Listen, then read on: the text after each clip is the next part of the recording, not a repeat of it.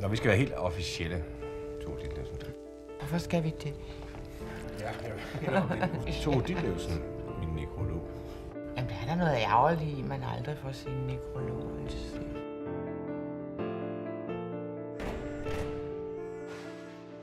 Enhver forfatter er nødt til at ligesom, gå på jagt i sine egne sjælelige ting.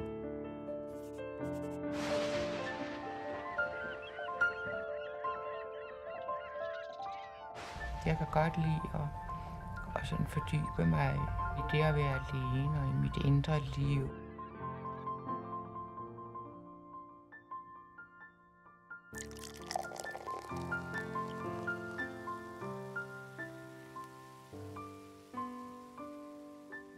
Jeg har stadig den der fornemmelse af, at jeg ikke lever ret længe.